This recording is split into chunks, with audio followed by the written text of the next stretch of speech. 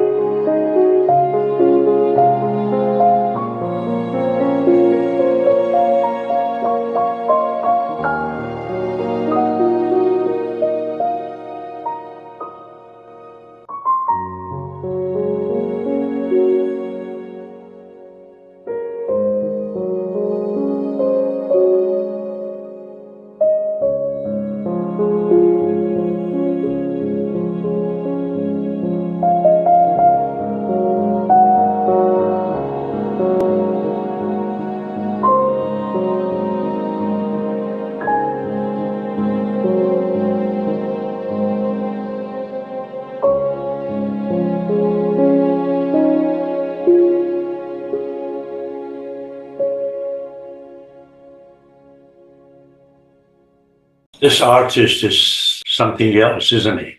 The power of being able to face people making fun of you, canvas maker painting over his painting in order to sell it as a new canvas. This is amazing. These are giants beyond just painting and technique and colors and all of these 20th century ideas that we had. Their life by itself is their art. We learn so much from these giants when we pay attention to them. That's why I love to get deeper and deeper into their lives and share the artistic side of them, not what was their business with their wives and children and all that stuff. There is something in art that people have not got used to recognizing it. Art is the color of life. You take art away from your life and everything is black and white. We need color in our life. We need color in our life desperately. Just putting color in your life. Life changes. I'm a living example of it. My life by itself is my message. It's not about anything that I read somewhere. Let's see some of your works now, some of the reflections that you had on Rousseau. I am more of a type A, different side brain than everybody else on the screen. And for some reason, and I think we all know deeply what that reason is, because it's not up here, it's in the imagination. Rousseau really spoke to me. I could have fun. I could let go and not worry, oh, how good is this going to be? Is it going to be a really good piece of art? The point was, have fun. Just enjoy, and whatever comes of it is whatever comes of it. And it really gave me total freedom in a way that I hadn't felt before in terms of creating two-dimensional art.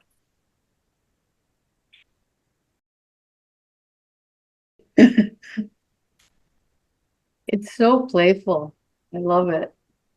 You got these little creatures peeking out. Yes, it's full of joy in the same way Rousseau's paintings are. It's so heartwarming. It's so pretty, Leslie. I love the weaving in and out. Yes. That's a lot of fun. To me, just those eyes directly tell us, look at me, how freely I fly everywhere that I feel like it. Just look into my eyes and see how great I feel in the freedom of my flight.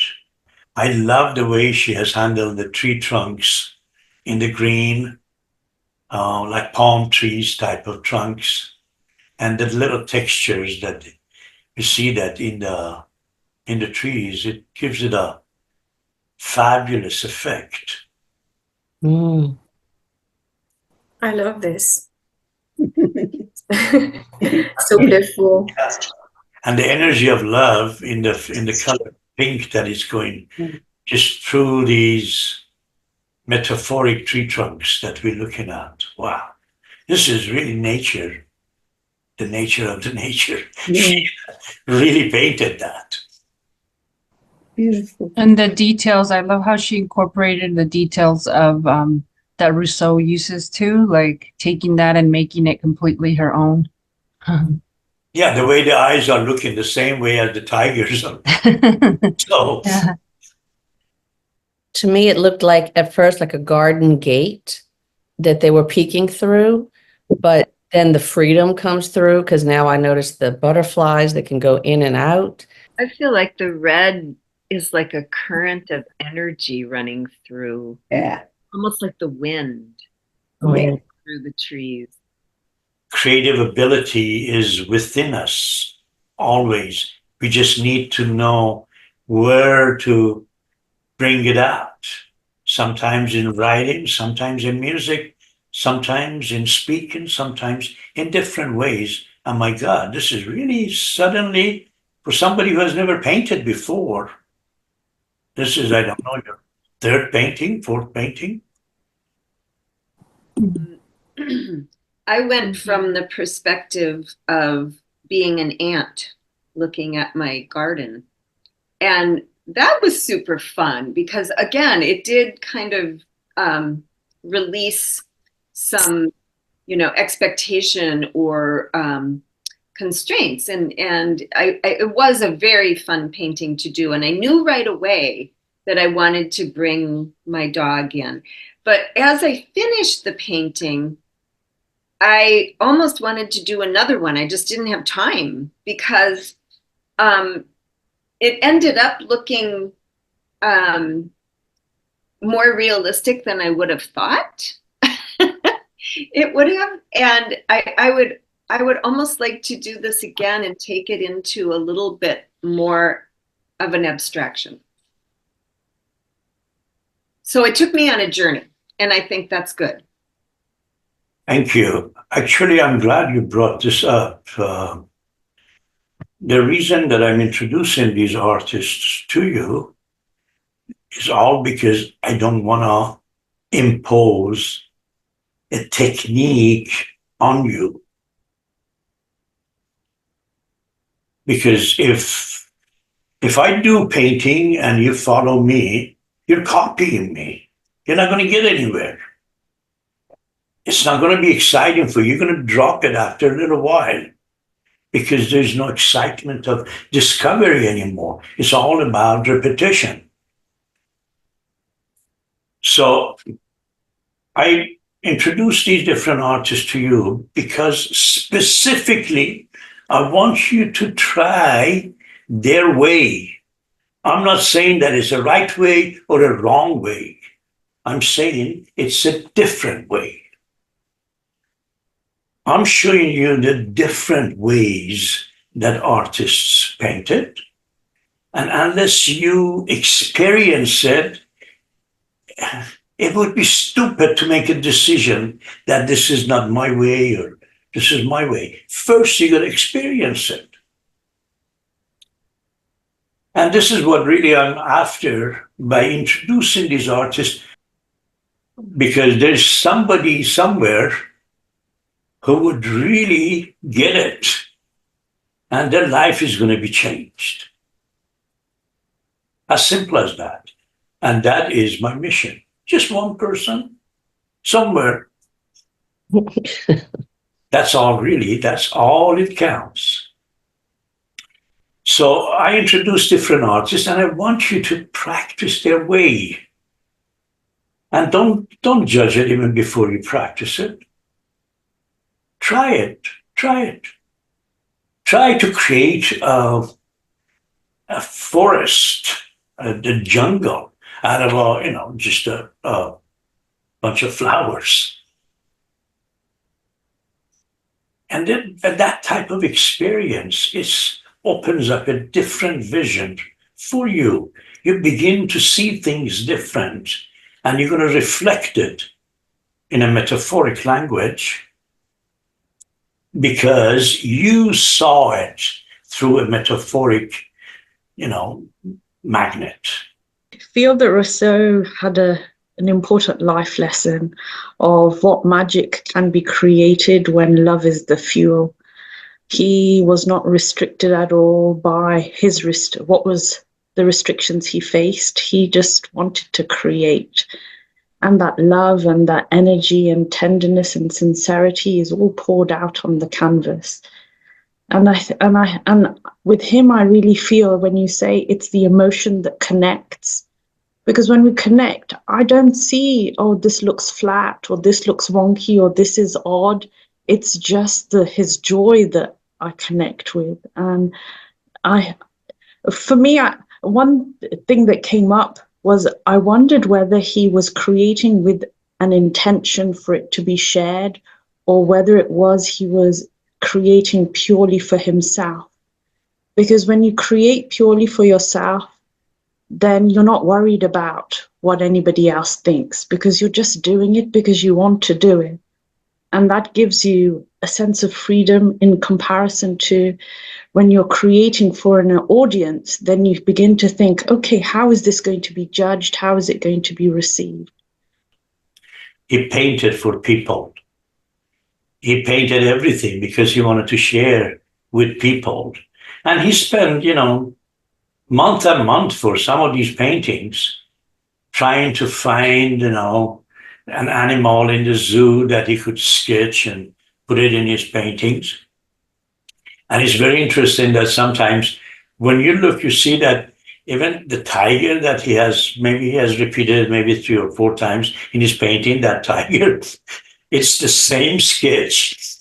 Sometimes he has a tiger going that way, sometimes it's the other way, sometimes it's jumping, but it's the same tiger, the same sketch. He thought that, the greatest teacher is nature. Mm. So he was taking everything from nature and he was representing it in his own way, in the way he could do it,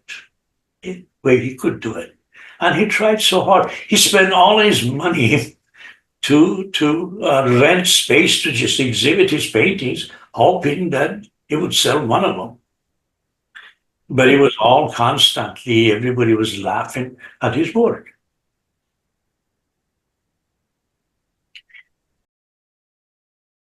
And the unicorn, that is so playful, but I love the tree.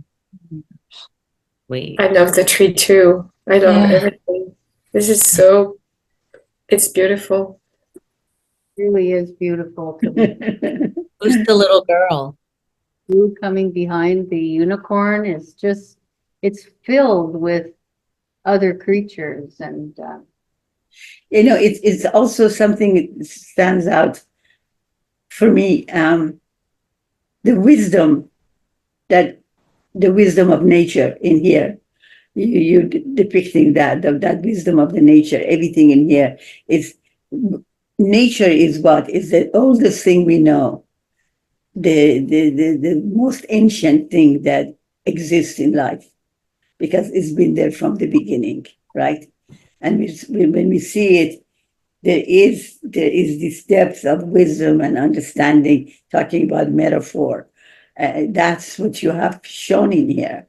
And it's very difficult to do that, because when you create something from nature, that's your new creation. You're creating something ancient and forever, eternal, into something momentary and this, in this time, because you're creating it. And you have given this, as I said, this wisdom of what nature offers in this image so beautifully. Thank you. Yeah, that the tree is telling us so much. It's reading the whole book to us, book of life, just the tree itself. Yes, the book of life. Yeah. And how That's the like, Go ahead, please. sorry, go ahead. There is definitely an artist inside you that is just coming out constantly. Look in the lower middle part of the painting, right where the unicorn is, and just look at that. Look at that landscape by itself. The rider, the little girl in her dream, and then the landscape around. Mm-hmm. It's very difficult to have two focuses in a painting, but you've really done it beautifully, because I think that the lushness of all of the greens and purples around both of them allow them to stand out. And it seems like the tree is forward and the unicorn and the girl is back, but you've really somehow allowed for, I don't know, what do you call them, foci? Focuses to happen in the same painting, which is really unusual. Thank you. It's also like this mother nature. The tree is a mother nature. What she has grabbed in the whole thing about Rousseau's painting is exactly what she has reflected in here. Yeah. Rousseau said that I don't need any teacher. The nature is my teacher. Yeah. And she has reflected exact same thing in here. Nature is my teacher. the way that the book glows and under her arms and behind her eyes and mouth, it's not like a blinding light, like, look at me. It's a soft glow that we learn from nature. It's so subtle. Me to that childlike, that's all we need. Just give kids some trees to play and climb, and they'll create stories and dreams. I love it. I think there's a whole story in this painting. You could write a book. I had such joy painting this. When I was about 5 or 6 years old, she wasn't a teacher because she was way too old, but she used to come and read us stories just before home time. And she had wild curly hair, and she used to bring this really huge dusty book. And we would all just sit beside her and at her feet, just with complete intrigue as to what she was going to tell us. And so after I painted it, it took me back and I thought, I think it's that lady, because her hair was curly and she looked ancient as the book as well.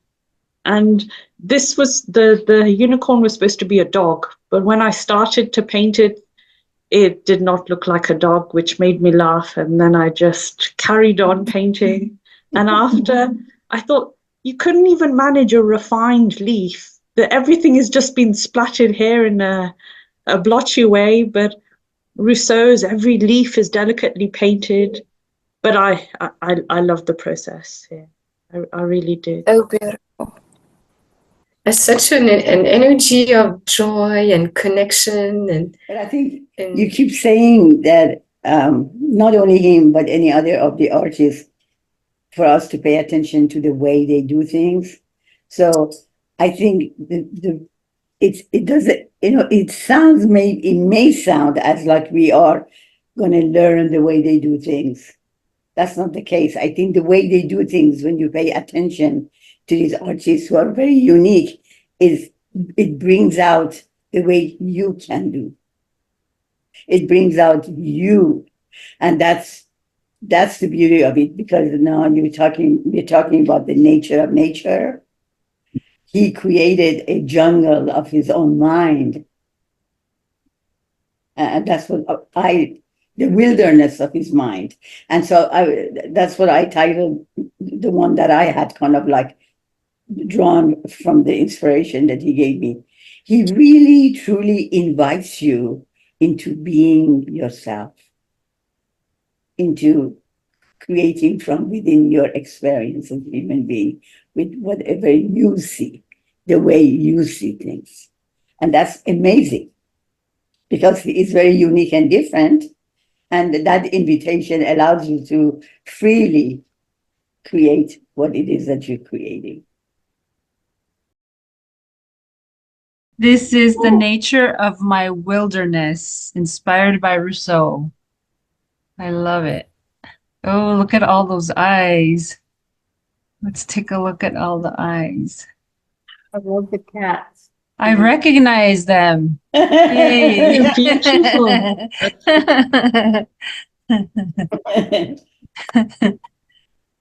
And each cat draws you in. Yeah. And Gitty, are you there in the top left-hand corner? I am. The most beautiful eye there. Yeah. That I just, it was a bit difficult to draw, recreate actually the image of my beautiful cats. But because they're so beautiful, it's almost impossible to recreate them in their nature. It's just, but I tried my best. And I eventually loved it because they are what the nature is all about. The nature of the nature is exactly the two cats that leap.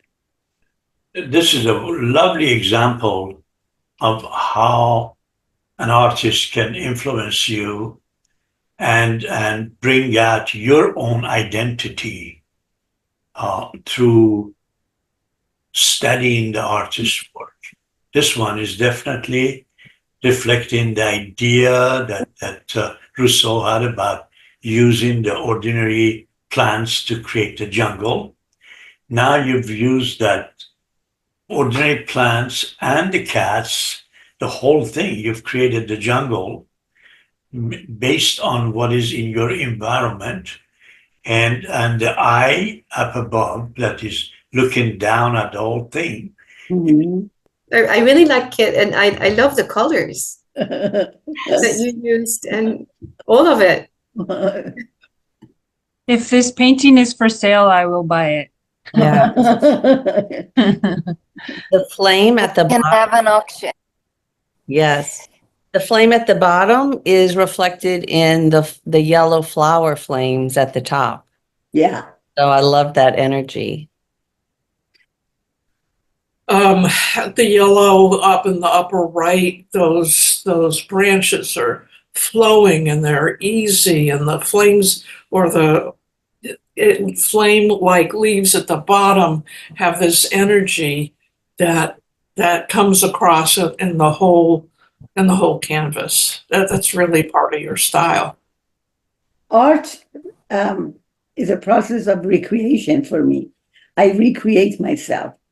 I recreate my not only beingness, but my vision of as how I see the world, how I receive the vibrations. So I have to put it in because everything is vibration for me. I do even actually my work as a therapist through the vibrations that I receive and I offer. This is beautiful because you can feel the energetic vibration. Everything seems to be dancing and flowing, particularly towards the sun. And I feel that on the top right-hand corner, although it's a tree, there's a lot of light energy in it, almost as if it's been kissed by the sun. Rassouli, I want to thank you for the video. And you said if one person's life is changed, it's worth it. I'll volunteer. I know probably all of you in the room. I feel like I have a new vision now of just watching the sunrise this morning, because watching these videos and seeing how your metaphoric language attaches to the colors of these different beautiful landscape artists, as I'm just looking out of my own window and I'm seeing the master creator artist choose indigos, and then here comes the pinks and the reds, and I'm just astonished as I see the layers, because now I have practice in trying to layer colors just like this artist did. But what struck me about him was, I think that I read or heard in your video that he was an illustrator for books. And I'm working on a children's book, and I started doing art to kind of unblock myself, because I'm a left brain writer. You know, I'm trying to get into my right brain. And so to see that cartoon play was inviting. But then what I have a new respect for now after trying to do it is that it's really left brain to get those animal faces. And that was kind of hard for me. And so I didn't even go into the animal. But I just really want to know what his story is. Like, why is the tiger wrestling a unicorn? And so I'll look at it for a long time, just like your dad looked at the feathers of your chicken going, what is this? It's fascinating, you know, like this is what I'm learning as a storyteller, is that I can tell a story without giving all the answers and let people come in with their experiences. So thank you for that lesson. Wow. And thank you for being a great example of seeing color in your life. What you just described as you saw the sunrise, you know, it just was the total descriptions of how color came into your black and white picture. Thank you for that. That's wonderful. It's titled Touching the Clouds, Acrylic Impasto Method.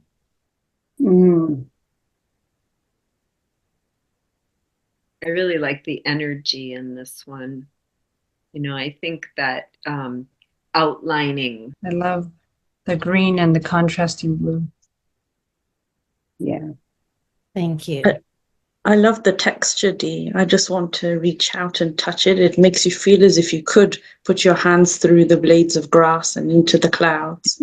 And I think the animals are already there. Yeah. Thank you so much. Beautiful.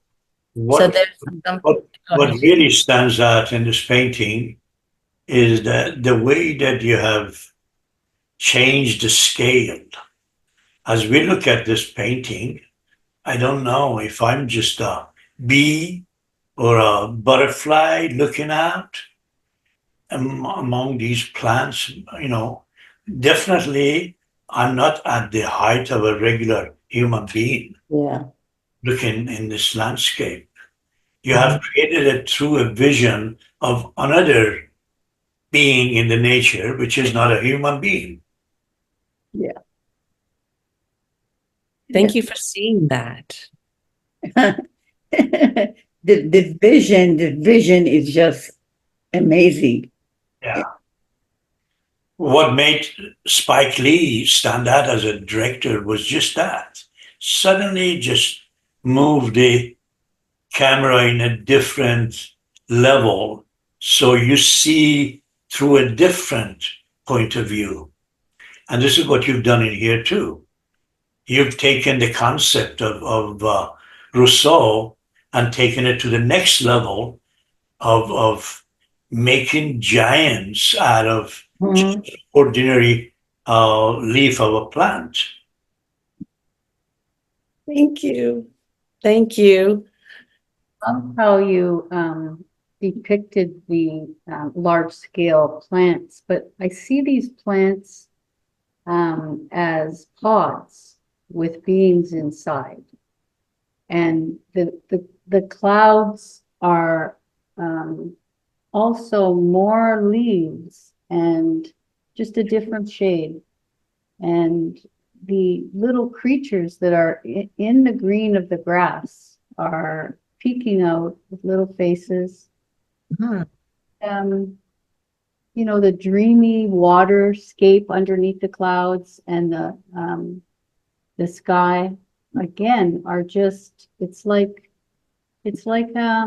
stained glass, but I see all kinds of little creatures in the sky. And what I really love how you repeated the motif of the leaves in the clouds. So you don't know quite where you are. You're in a magical world for sure. Wow. Wow. Thank you. The amount of texture that you have in those clouds really sets off actually the things to the foreground and the clouds to the background. That the texture of those clouds actually make them extremely inviting. Thank you.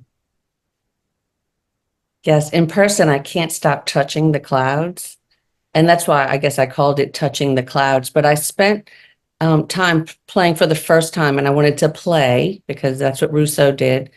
So I played with this new texture called impasto, and I had a little round texture brush, and I just repeated to make the clouds, and then the bottom was all water. And so when I practiced all week drawing a baby elephant that was going to be holding a lemon under a lemon tree, and I just got totally hooked up in my left brain and couldn't get that. And so like an hour before the deadline, I just said, let me go with these leaves, because I kept seeing these leaves in front of baboons in Rousseau's paintings, the green tall leaves with the gold around it. So I said, let me just keep this simple to have something. And I put the leaves in there. And then I realized that the leaves were touching the clouds just like I had been. And I didn't do that on purpose. And that the leaves became the characters in the story. And my first grandbaby, she used to always talk to this plant. And I told my daughter, I said, I'm going to write a story for her called My Friend Frond, because the fronds of the leaf over her crib, she would talk to them, you know? So it's like, here's my friend Frond. They're alive. And so the texture of the water that I painted on top of them to make the leaves, you know, so now I have these little circular water things in the leaf. And of course, it's all accidentally on purpose. So thank you all for reflecting the stories that you see. I think Olive green. I think what was so, I think his influence on other artists, I can't help like look at his art and just see how much, you know, his brushstroke touched, you know, other artists, and how boring it would have been if he had stayed out of, you know, their public eye or their influence, you know, because his the most attractive thing for me is his playful spirit, like, but there's a seriousness to it, I think, in the way that he paints the details. Like he takes it very, very serious, but in a playful spirit. I don't know. So it's kind of contradictory, but kind of very, very detailed. One is my little scribble. that I was in. I was like, oh, okay, well, I'll just turn it in. But yeah, I really can relate. Well, no, I can't really relate. When I was looking at the woman on the couch in the middle of the jungle, I was like, what is this woman doing here? You know? But if you look at it from a child's point of view, it just makes sense, you know? It's one of your friends that was, you know, that you talked to, like Dee was saying, as a kid, like in the trees that just, you know, made it down, and you're painting her as a human. And so this was like just a childlike impression of an owl friend or something. Yeah, and your human is made of all boobs. Oh, Yeah. well, I was going to say wings. The first They're hard. not going down the whole beak made of that.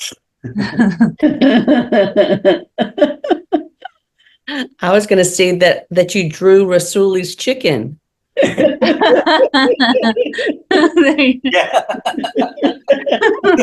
It's the side. It's as the camera fell.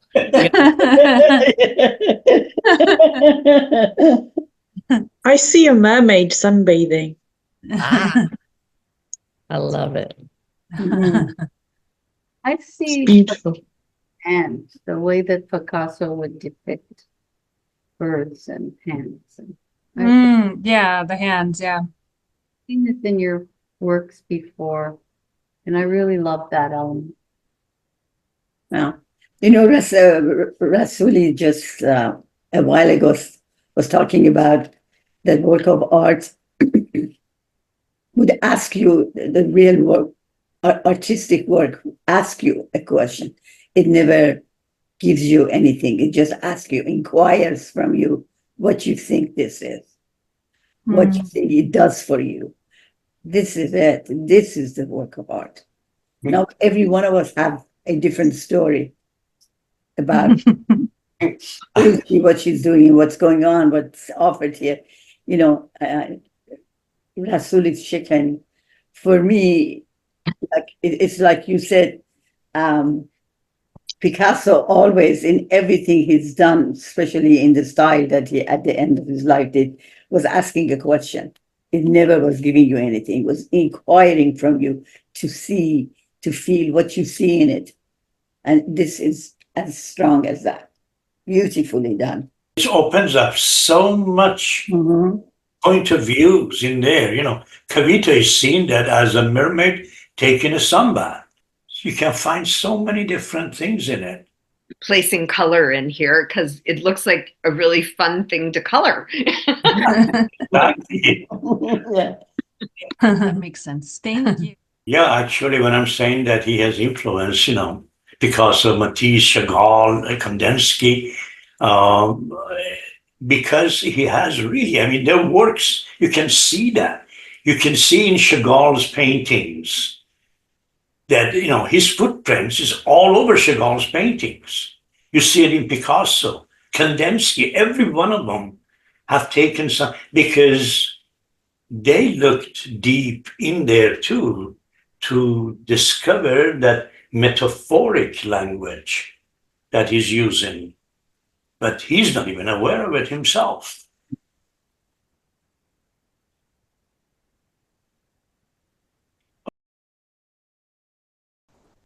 Wow, Marianne. I'm not sure how metaphoric it is, but that's my dog, and she loves to sit in the garden. She always has. Always like to kind of like hide behind trees and peek around. That's sweet. I love the bather or you know, and she's half immersed and half out. Yeah. Your flowers. It's so gorgeous. It's so alive, Marianne. Everything is alive there. You're resting, and I feel your guardian angel is keeping watch whilst enjoying everything. I like Beautiful. the statue of Venus down there. Venus rising. Joy of life, joy of life. Absolutely. The colors, the nature is all excited. And the dog and the woman going into the pool or the water, it's just amazing, amazing. It's a lovely life. This would be a good wake up image to look into every morning that you wake up. Just look at it and know that life is just a dream. Mm. Well, I feel like doing this painting brought, two things that I love together, my garden and painting. So there was a lot of joy in doing this. Mhm. And Rousseau made a forest, a jungle out of it. You've making the whole world out of your garden. The whole thing is the whole universe is in the garden. And I love the symbolic figures of those two that are rising above everything else and expanding in the horizontal direction with blossoming. It's full of metaphors. Mhm. Thank you.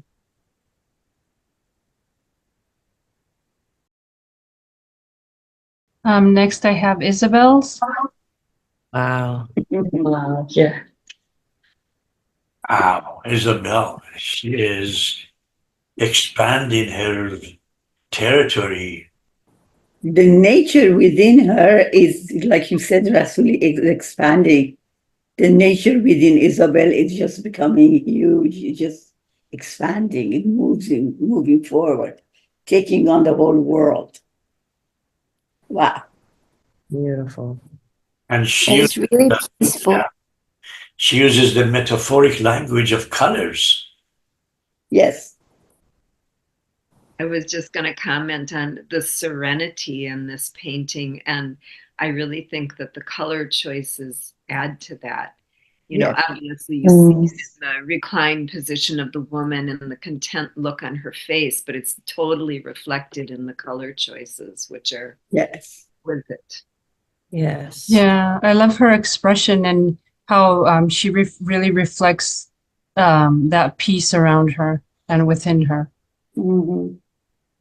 She seems to be planting seeds of love, and that's growing all around her. It's coming up from the purple flowers, and joy is springing up. Beautiful. Wow. And what looks like flowers in front of her, somehow it feels like stars, like she's picking the stars in her dream. Wow.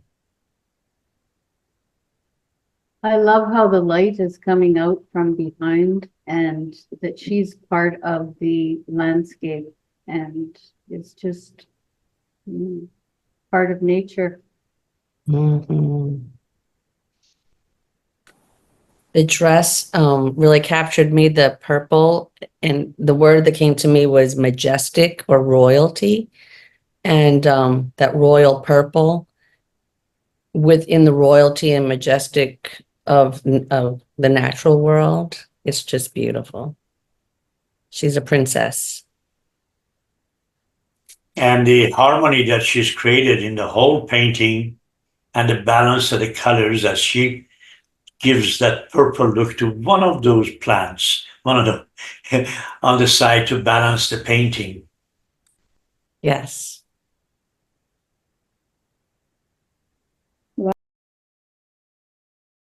I'm looking at the composition from the point of view of a photographer, um, which delves a little bit into what Rassouli was saying.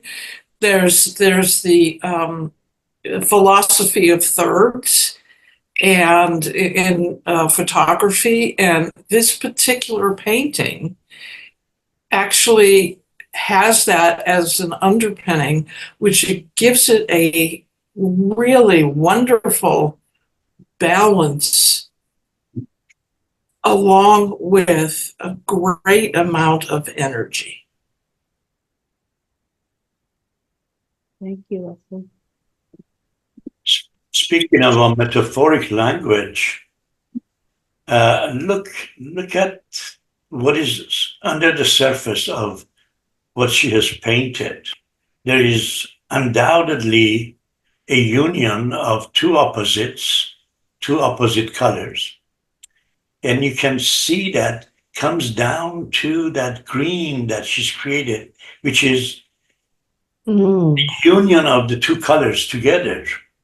And that's the whole idea of green, new life. Can you keep it at the same place, please? Thank you. Just go to the same painting. Thank you. That whole new life that it's beginning in green, spring, is bringing the union together. The two of them are completely, the blue and the yellow are completely going in their own. Can we sort of make the whole painting in there? Is it any way? Thank you, I appreciate that. See, the two are going in their own directions. And it's interesting that in the artist that I'm going to introduce to you today, we see exact same thing happening with these two opposite directions. And the union that comes down and so well put together, it comes towards the root. So the union is not up above. The green is not up above that deals with rational mind and doing business with somebody and that type of thing. But green comes from the base, from the bottom. That metaphorically, this is a painting that can be talked about for forever. And when she painted it, obviously she had no idea of any of these. She didn't stand in there to create something like that. And that's what makes that language so interesting for us to connect with. Amazing. Rondi, this is so beautiful. I love the delicacy with which you've painted this. And to me, it feels like it's in the realms of the heaven, as if the sky is dancing with the sun. Just beautiful. Thank you, Kalika.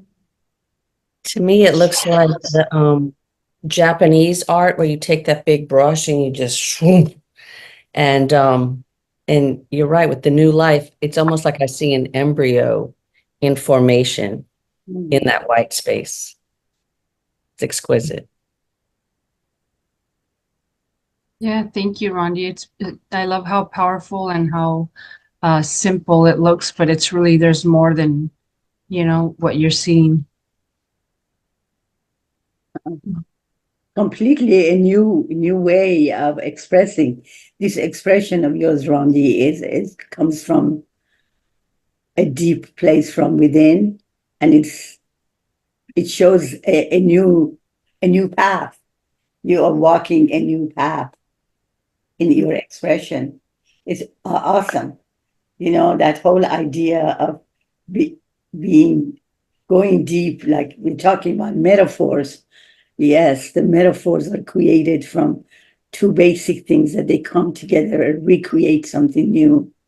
And it's sort of, with a different color, with a different expression, with a different entity, as a different entity. This is so beautifully done. Wow. Very strong work. Thank you. Thank you.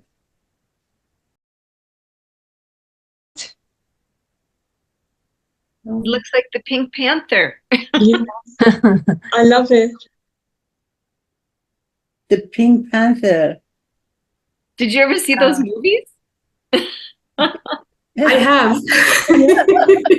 It does look at the like a pink panther. Yes. Not my dog.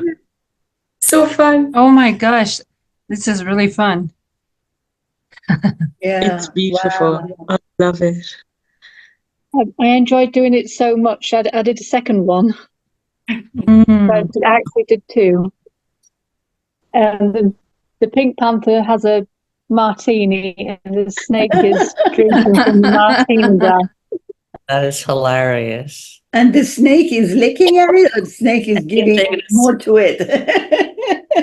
Having a drink. Yeah. wow. It looks like Snake is sucking something out of the glass in there. Maybe champagne or something. Oh, she just said it's a cocktail. She just told us Yes, it's a yes. martini. Right. Yeah. And I have the song of the Pink Panther going through my head. Me too. Yeah. And And the the bird toucan there wants some. and I'm fascinated with the bird with a big beak. It was supposed to be a toucan. It's a toucan. It's a toucan. Yeah. Yeah. The toucan is waiting for the bartender to come back and pour his drink.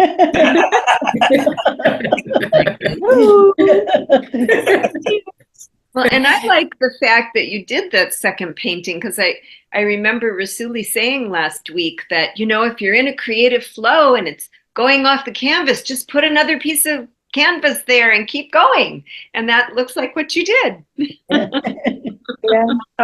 I think I let my inner child out to play.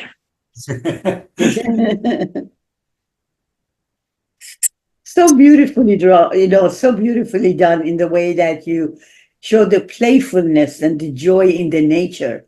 Thank you. Yeah, that's Thank you.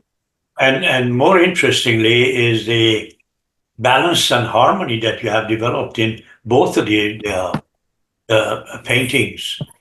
You really know balance pretty well. Thank you. Next, I have Anne Marguerite. She's not here today, but she sent her artwork. She listens to the video and she appreciates the feedback. And she said, to become one with nature, like a melody, become the song, get into the feelings when you sit down anywhere or touch anything where you sit. Feel, smell, and observe your moment. Thoughts sets sail in you. All good things come in threes. Faith, hope, and love. The feelings when in nature and flow of love and wonder in the waves, dreams, fantasies, hopes. Visualize your vision dreams with your whole heart. The view from a mountain or a stone opens up and activates memories and dreams from within. Relax and feed the soul, heart, body, and mind. Gorgeous. Very beautiful. Yes. If you took the figure in the foreground away from the painting, you have just another ordinary landscape, which is well delineated and created with two lovers from the rocks. But then bring in that figure in the foreground, and the way that she dissolves in the nature gives this painting such a elegance and power. It totally takes away from just a landscape into a landscape of my dream, landscape of my mind. And she's hearing the wave, she's hearing the boat that is coming from a distance, and she's feeling the waves heading her. Beautifully done. Mhm. It's as if she's been there in the sea while painting it. It feels like she was exactly in that moment. Last week we talked about the five senses coming together to feel something, and she has really truly reflected that in here. You can feel the face as she's breathing the air, tasting the soggy air, hearing the waves. It's really reflecting so beautifully by being fully present in the nature. She is fully a part of the nature that she's with, and it's awesome. It invites you to the story of this. There's a story, and it's very strongly. It's almost like a poster of a movie, a poster of something, the story. And it's just very lovely how we deal, with the nature of nature. Everything is nature. We're nature and nature is us. Yeah. Yeah. And it looks like in her abdomen, there's an inside of her, there's a sunset with the orange at the top and the sea, and then the little reflection of the couple hugging. It's like in miniature right in the side of her. Yeah. Beautiful. Next I have arts submission. Wow. There's the sun. Tell you the truth, it was actually really, I was really looking forward to painting this artist. And what you're looking at is like 10 different paintings because I kept getting frustrated. And my daughter kept saying, it's beautiful, it's beautiful. No matter what I did, she just kept saying that. So in the end, made me happy to hear that. And I put a little happy face in the middle. I don't know if you can see it. Yeah. Yeah. It is beautiful art. Yes. It's like the space of another universe. Wow. What depiction of the nature of nature. Awesome. Awesome. It's like 3D. Oh, that song, that You're My Sunshine. This is really feel that. Yeah, I feel that. This is actually your daughter right there in the middle of that whole painting. Yeah, She's your sunshine. yeah, exactly. We started with a forest, then I erased that, then started doing an ocean, then some mountains, and then finally I just grabbed a shirt and kind of like dabbed it all over the painting. And in the end, I saw a little happy face and I kept the happy face. Wow. Isn't that interesting that our greatest works come when we are frustrated and we feel like we cannot do it, and suddenly, bang, a whole new direction shows up. I think it probably really brings forth the subconscious, because you're putting down, and then wiping off. And what's left is really amazing.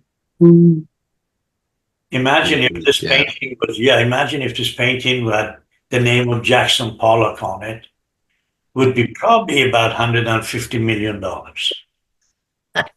Wow.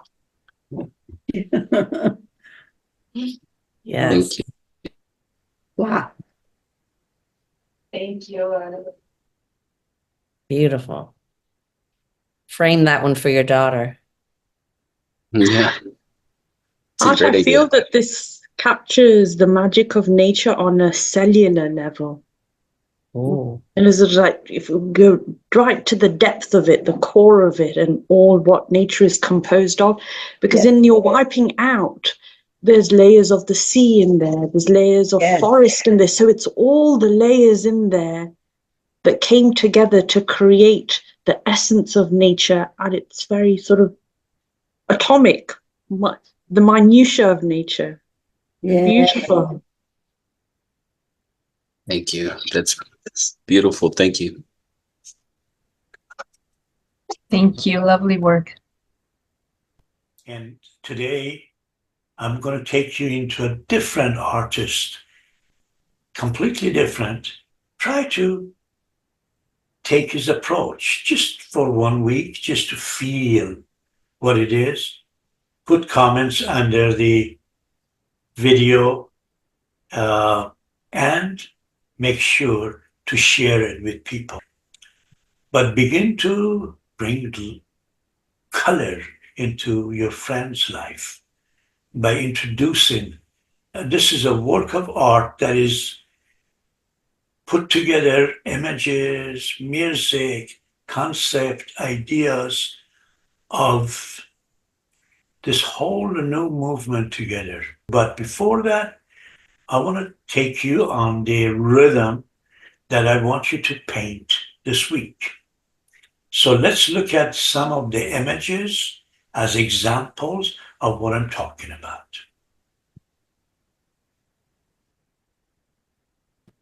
Infuse your landscape paintings with a deep sense of spirituality to make them inspiring.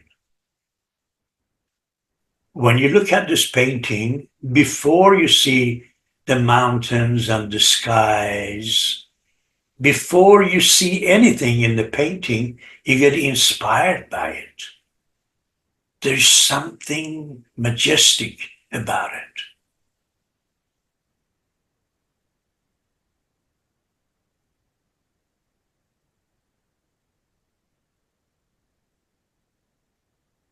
Make your landscapes plain. Do not add too much decoration to it. Reduce nature to its fundamental basics. Reduce nature to its fundamental basics.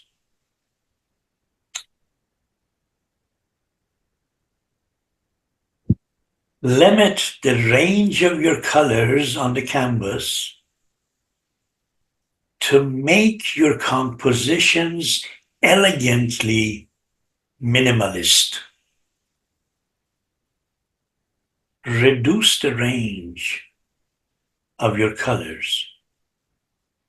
This way you can give elegance through minimal reflections.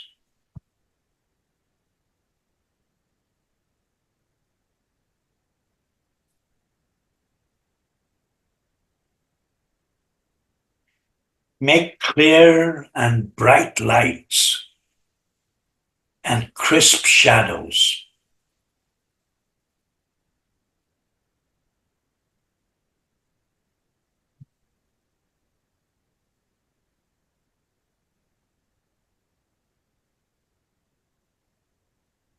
Create an interplay of what you see outside of yourself with your inner response to it. Create an interplay of what you see outside of yourself with your inner response to what you see.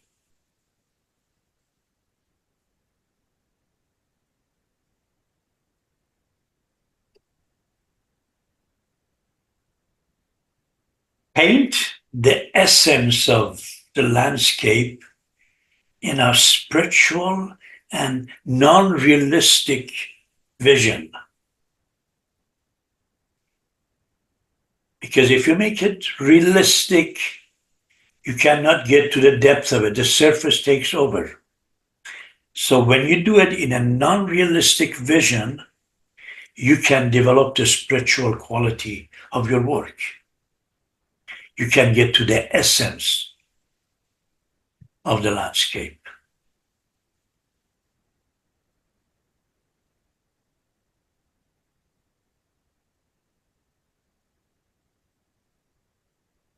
Try to paint single trees as bare columns and groupings as simplified masses. Create a balance between the two.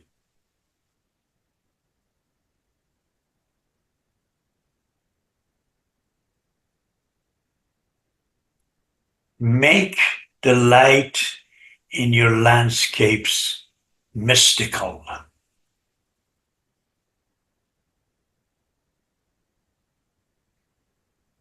Make him feel that it comes from somewhere unknown.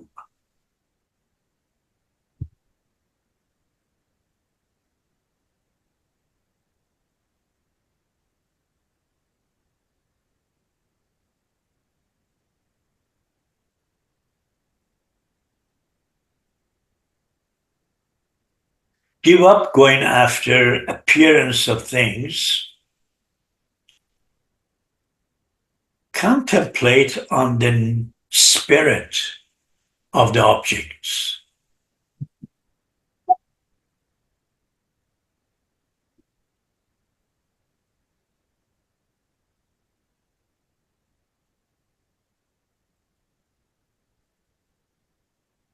Transform the natural world into a symbol. Make symbol out of the natural world. In this painting, as we're looking at, you see that he's taken a tree stump to represent as a human soul that stands between the light of the spirit and the darkness of the world.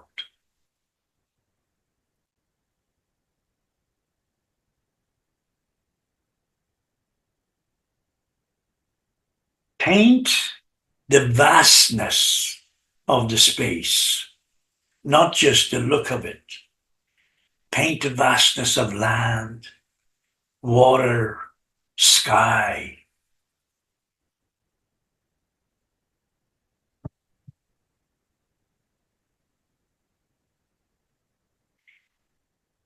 Make your landscapes full of contrasts.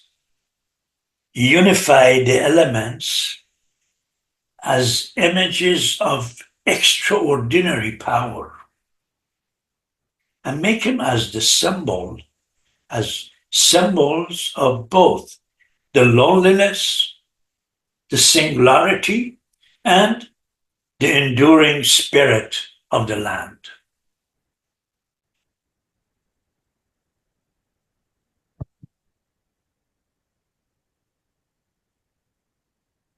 Reflect the spirituality of natural elements. Reflect the divine force that permeates nature, the sun that stimulates the essence of the landscape.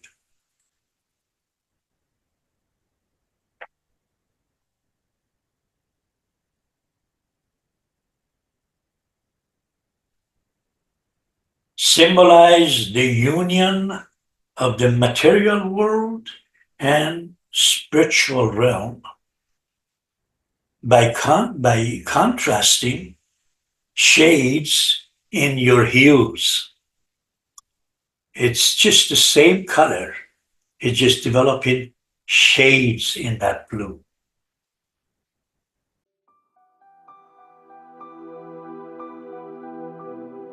This week's painting is to create a landscape inspired by the painting style of Lauren Harris, who was a Canadian master who lived between the years 1885 and 1970. Lauren Harris is known in the art world as the artist who captured the unique magnificence of Canadian nature and life. Landscape paintings of Lauren Harris are inspiring because they are infused with a deep sense of spirituality. They display a certain mood that deals with human emotion. They are plain and unadorned. Harris eliminates the unnecessary elements to reduce nature to its fundamental basics. He restricts the range of his colors on the canvas to make his compositions elegantly minimalist. The inspiring landscapes of Harris are evocative and haunting. They are identified as having clear light and crisp shadows. There is a holiness about them that can only be felt. They connect heavens to earth. Seeing a great mountain soaring into the sky evokes an uplifted feeling within us. There is interplay of what we see outside of us with our inner response to it. Harris has a direct, forceful, and original relationship with nature. He paints the essence of the landscape in a spiritual and non-realistic vision. To him, art is a realm of life between mundane, everyday world and the realm of spirit. Harris reflects the spirituality of natural elements, the divine force that permeates nature, and the sun that stimulates the essence of the landscape. Lauren Harris paints trees as bare columns and remote forests as simplified masses. The light in his landscapes are mystical. He expresses his profound spiritual vision as an austere landscape in which the natural world is transformed into a symbol. Harris renders isolated mountain peaks. He paints the vastness of land, water, and sky. His landscapes are full of contrasts. He unifies them as images of extraordinary power, symbol of both the loneliness and the enduring spirit of the land. He invites us to abandon the appearance of things and contemplate the spirit. Lauren Harris was born into a wealthy family.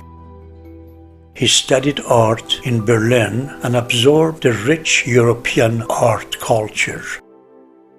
He became interested in theosophy, a mystical branch of religious belief that sees artists as more spiritually developed than ordinary people. He saw it as his mission to communicate his spiritual superiority to the world through his art. The idea established him as a painter of inspirational landscapes. Harris symbolizes the union of the material world and spirituality through contrasting shades in his hues. He uses yellow as an earthly color, blue to express a desire for transcendence, white to represent unity and the light of the pure spirit. A tree stump becomes a representation of the human soul that stands between the light of the spirit and the darkness of the world. Even the sky participates in the same division. Today, Lauren Harris is considered one of the greatest landscape painters of Canada. His paintings represent a realm between the infinite diversity of manifested life and the unity of the spirit. Harris's work has won him quite many awards. His painting of mountain forms sold for $8.3 million in the auction the year 2016.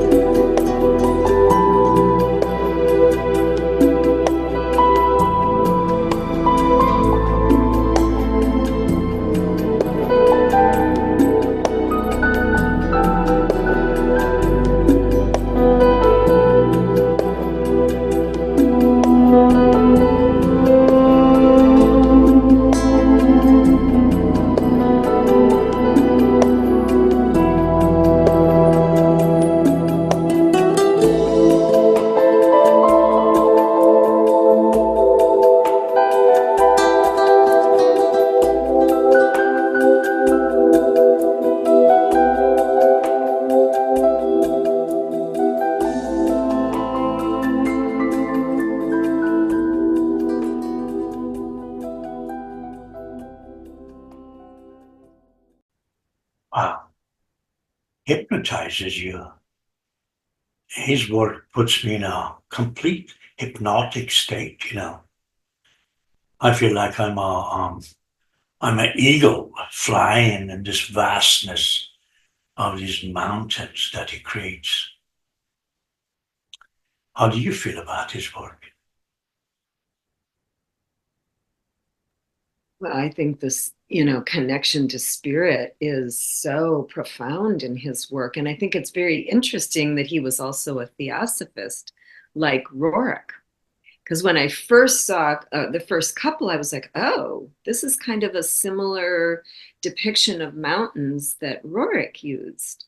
So, but then, I don't know, as you go on, you see his own signature on it. But he definitely brings through spirit. It makes me want to move away from the Midwest where we have no mountains.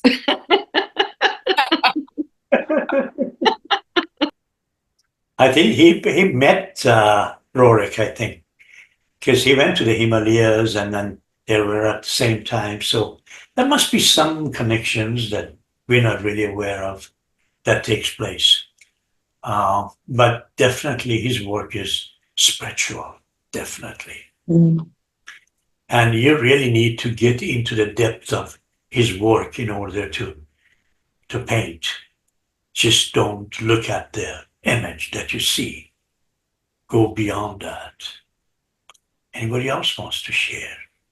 Of course, I'm Canadian and I have loved him forever in the Group of Seven. And I spent hours and hours at the McMichael Art Gallery just trying to just understand his work, but it was just that felt sense, and it would always transport me always into another realm. Yeah. I just love the clean lines and the purity of what's underneath the nature. Yeah. Kind of reminded me of our own complex human self, that we have a lot of fluff on the outside, and when we get down to the bare bones of who we are, we share that in common, and it's a raw beauty. I think one of the things that you said earlier today, Rassouli, was that painting should be more of a question than an answer. And all of these paintings are just asking questions of us that are not, it just can't, go, oh, there's my answer. It requires real observation, real connection. So he's requiring that of us to come up with an answer. I don't think I could move away from one of these paintings until I had some kind of answer in my head or heart. Mhm. I noticed how the Georgia O'Keeffe softness of her New Mexico, it reminded me of those simple curves, but there was something different. And as I looked through and you talked about the bright light and the crisp shadows, I realized he's using shadow and it's almost 3D relief. So it adds, to that 2D curve, it's coming out at you into the depths. And so from that mystical point of view, for the unity of the shadow and the light within me, I would been wanting to learn how to paint shadow in 3D. So now we'll get to do a little shadow work with my painting. Beautiful. Interestingly, I think, O'Keeffe met him in New Mexico. Ah. And it's amazing, the whole concept, because see, he was a very good looking, charming man, and there were women always around him. And he was actually the leader of the Group of Seven that you mentioned. And a Canadian all know about the Group of Seven. There are these 7 artists that their work really stands out. It just showed the landscape of Canada to the world, because Northern Canada was something that not too many people knew about it. And these 7 artists, they really showed the whole landscape and the life of the northern Canada in their paintings. So he ended up with this woman who was married, and he had to leave Canada and move to New Mexico. He lived there for a while in New Mexico, but it's interesting. He had a very interesting life. Of course, being rich did not force him to sell his paintings, so he felt like he could paint whatever he feels like it. I feel like he's really inspiring as, in terms of like, wanting to get up and paint as soon as you finish seeing him, because it makes, he translates his connection with the essence very well onto the canvas, and it makes you want to make an attempt to translate that, like, okay, what's my connection? And because you feel it, you can't help but feel that, and I enjoyed that. And I also enjoyed, I don't know if they were more like studies, where they were a little more messy, and they had a little more strokes and reds on them. I liked seeing those. I think it's just, I think the most amazing experience of watching him, seeing his work, is how he was able to look beyond the surface. What we see is always on the surface. His eyes see the surface. To close these eyes, this vision, and be able to see beneath the surface and paint that. That is not an easy thing to do, really. But I think if you get to do it, you have to close your eyes. I feel like you unless you close these eyes, you're not going to be able to see beyond the surface and paint it. It's so beautiful to be able to do that. And that is what art is all about. To bring out the unseen, the unseeable. I'm just amazed, you talk about the spirituality aspect of a painting, that's just everything on the surface of the choice of colors, the light, everything is completely spiritual. Now, how do you make a spiritual painting? Connect with spirit. How do you connect it? How you connect with spirit? As you want to paint, how do you connect with spirit? As you look at things, how do you connect with spirit? I want you to really think about it. So you would be left with a question about how do you make something spiritual? And I'm going to give you a little hint. Not going to explain too much. Next week we could talk more in depth about it, how to make things spiritual. Okay? It's simple, just the same way as we see things. Whatever is an object is physical. Whatever is a concept is spiritual. Now, as an example, if I say bird is a physical, so you imagine a bird. But if I say flight, now you're in a different zone. You're not seeing a bird anymore. You're going into a zone of flight. This is how you can transfer your mind by not looking at the physical. Okay? Imagine what is not physical. Just, like flow. If I say the waves, the river is moving, you can imagine a river moving. And if I say something is in the flow, then I leave room for the spiritual aspects of it.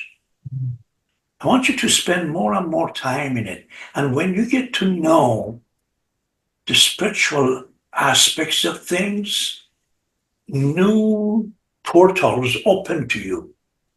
You discover things that you have not discovered before. And you start seeing things beyond what you were seeing before. And this is how you get yourself into spiritual realm, whether you want to write, whether you want to play music, whatever you want to do, or just cook something, whatever you're doing. When you're cooking, instead of, think of sweetness. Don't think of sugar. Don't think of, syrup. Don't think of things that are objects that becomes physical. Now, when you put yourself into the zone of sweetness, then becomes spiritual. Spiritual means the spirit there's no limit. It's infinite. It's spiritual. It spreads everywhere. It goes beyond your imagination. So put it into spiritual realm by giving up the idea of the bird and start focusing on, I want to paint flight. When you want to paint flight, it's your soul painting. But when you want to paint a bird, it's your eyes and your mind painting. So enjoy this artist. Is there any question? Please do send this video to your email. And if you're embarrassed to do that, I have some nice videos of cats jumping up and down. Questions? Rassouli, Yeah, go ahead. can you just make the video public? Because I don't think it's public yet. I just did it. Okay, yeah, because I wasn't.